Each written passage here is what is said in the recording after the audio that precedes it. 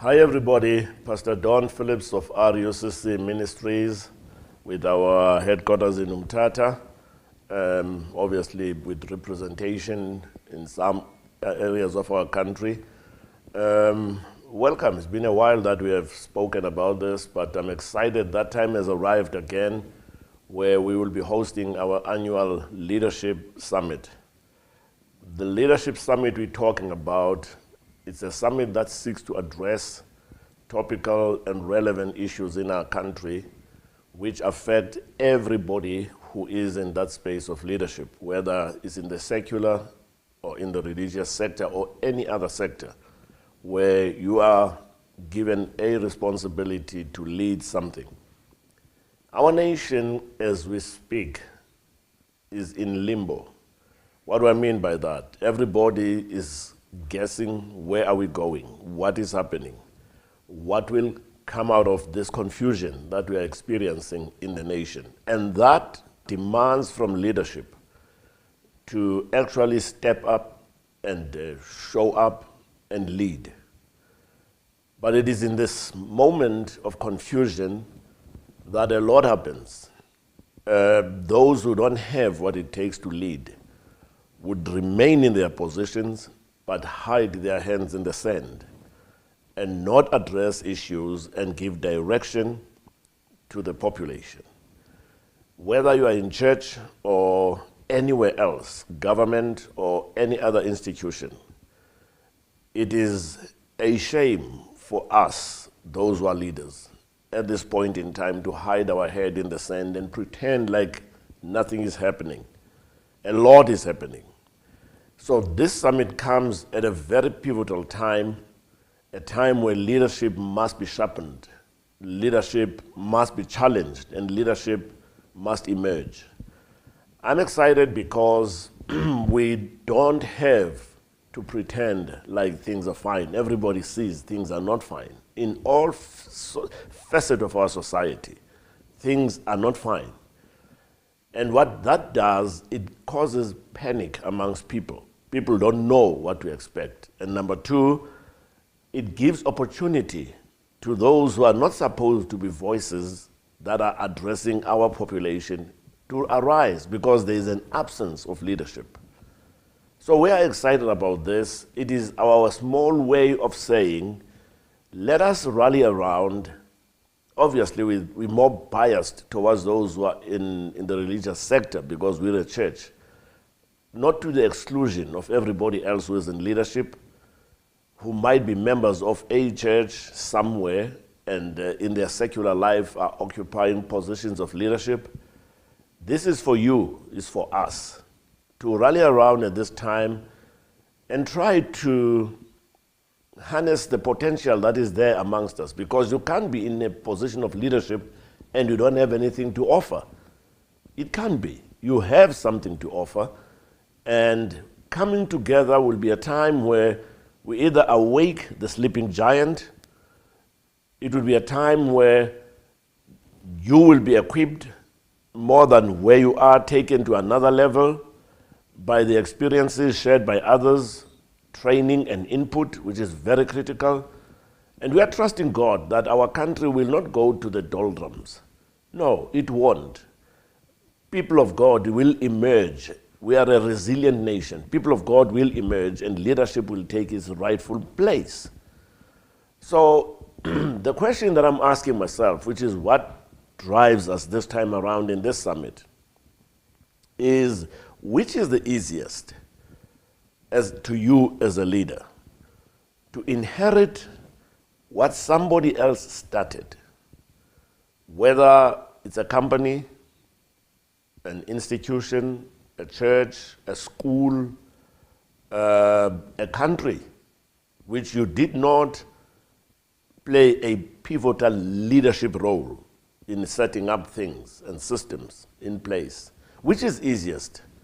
To inherit that kind of a situation where you just walk in to something that is running, something that is functional, and something that is operational. Do you understand the sacrifices that were made by those who pioneered and set this thing up? Do you have the same passion that they had which drove them, even during difficult times when they themselves would have doubted if this thing is going to stand. But they were brave enough, completely persuaded that I will give everything that I have to make this thing a success. Which is easier? Is it easier for you to just walk in there and take the reins and lead this thing to another level altogether? Or is it easier for you to start your own thing from scratch, where you will set your fingerprints, your DNA will be inculcated into this, your ethos, your values, your passion will be a culture that runs the institution? Which is easier? Having not answered that question, allow me to say this. Many of us, especially in this day and age, could be in the first position where you are walking into something that has already been running, and maybe a baton was handed over or change of leadership, and there you are. The question I'm asking you, do you know what is expected of you? Do you know what you are supposed to do? Or you get overwhelmed because the culture in the organization, in the institution is such that even those who are supporting you are treating you with a certain level of suspicion, not sure if you have what it takes, because they were used to this culture, they were used to these personalities, and here you come, you might even want to tweak things here, change this, add that, kill this, or whatever, which brings a certain level of discomfort amongst those that are in the institution, that are already running with the institution. How do you navigate your way through this? How much time do you have to acclimatize yourself, to allow those that you are working with to get used to who you are, and also to learn your rhythms? How do you actually do this? Because many a times you'll find that the only luxury that you don't have is time on your side. You can't say, okay, give me the next 3 years or so for me to acclimatize. You might not have that luxury, but you are expected to lead. What do you do? Our country is at a place where you sometimes wonder, those that are in leadership, do they really understand what it takes for them to do what is expected of them as leaders?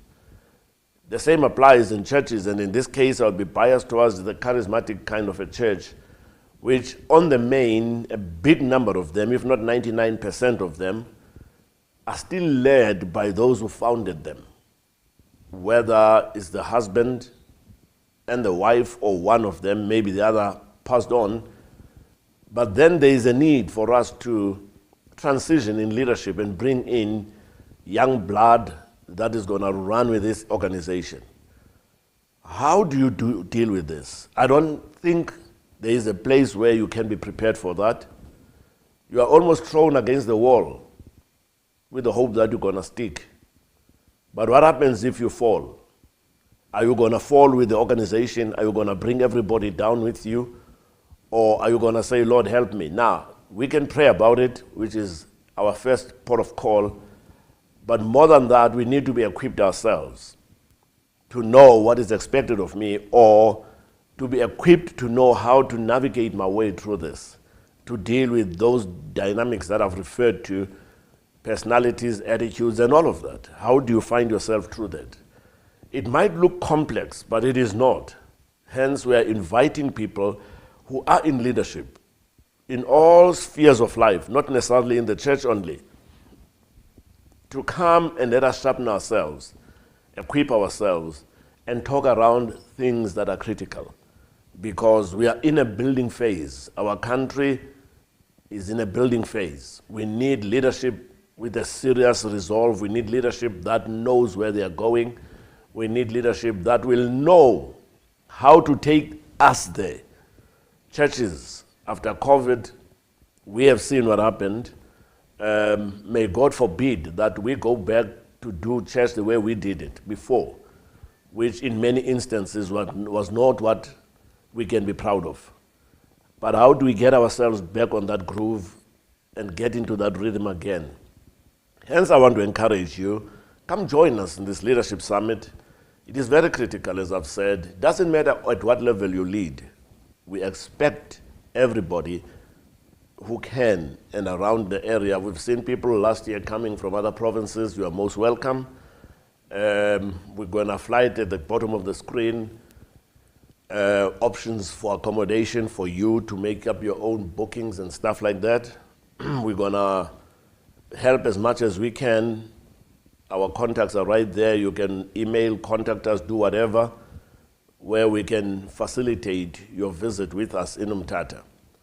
I'm excited about it because when I was praying to God and asking Him to guide me to the caliber of a person who will address this specific area that I've just mentioned now, and I felt in my heart God leading me to this gentleman whose resume I'm going to read briefly here. It's not a long one. The reason why I've chosen to go for a person of his caliber is because in my heart, I would love to have those success stories. Success stories in the sense that somebody who has started something on their own, a son of the soil, and that thing is standing and it's advancing. Because many can start things which are short-lived and they die in the process. We need to look for people who start things, grow them up, and become an inspiration to people like us. As I have said, we are talking about people who have never done anything before because of our horrible past, where we were never allowed to start and do anything. But here is the opportunity, a golden one for that matter, for us to harness this potential that our country has in all spheres of life to establish and do things that will outlive us.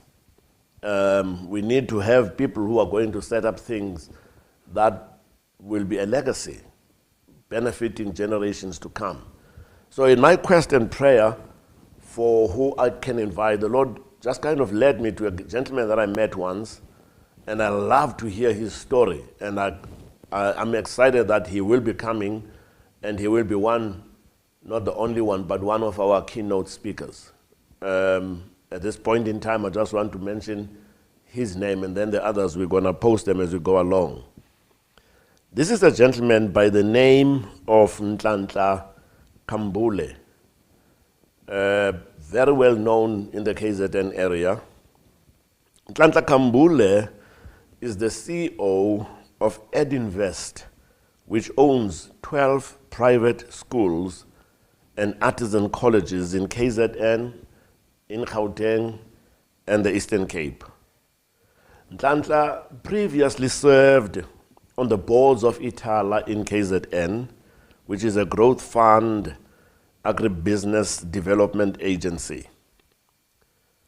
And that was a JSE listed company. Which company is that? Let me say it again. It's the KZN Growth Fund Agribusiness Development Agency, acronym ADA. He currently sits on the board of Bill Winston's Joseph Business School, Africa. Mr. Khambule holds a master's in development finance from Stellenbosch University among his qualifications. And he is a qualified chartered development financier. As I say, his business is growing. He started this thing himself, and it's making strides. I thought it fitting for us to have someone like that, with the same background as you and I on the main, not that others are not welcome.